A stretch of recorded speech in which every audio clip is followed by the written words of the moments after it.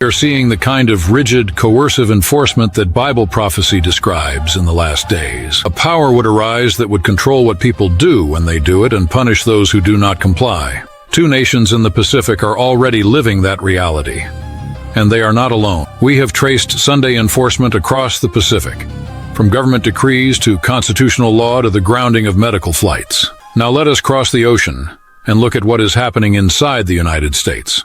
On January 13th and 14th, 2026, the North Carolina State Board of Elections convened to decide early voting schedules for the state's counties. What should have been a routine administrative matter became something far more troubling. Board Chairman Francis X. DeLuca stated plainly and on the record, "I don't think we should be voting on Sunday. I know lots of people who do nothing on Sunday because that's the Lord's day." He then added that poll workers should be allowed to rest on Sundays. This was not a private opinion shared in a church pew.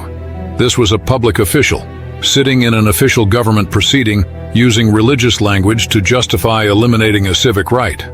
And then the board voted to do exactly that.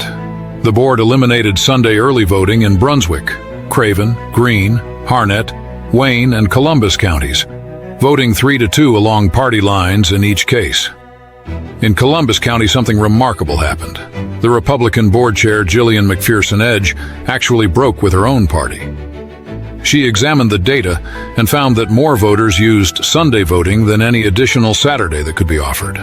She supported keeping Sunday hours. She told reporters plainly, "The Republicans on my board do not want Sunday voting for religious reasons. Then the Democrats want Sundays because they feel like it's more accessible to people." Despite her data-driven argument, the state board overruled her and eliminated Sunday voting in Columbus County anyway. Religious reasons overrode voter data. The consequences of this decision extend far beyond scheduling. Democratic board member Ben Lanier challenged the religious justification with striking candor. "I'm quite sure there are other things you do on Sunday that you're not so godly that you can't do that." A government official used the Lord's Day as justification to remove voting access. The Bible tells us that a power would arise that exercises authority and causes the earth to worship. "And he exerciseth all the power of the first beast before him, and causeth the earth and them which dwell therein to worship the first beast." Revelation 13:12.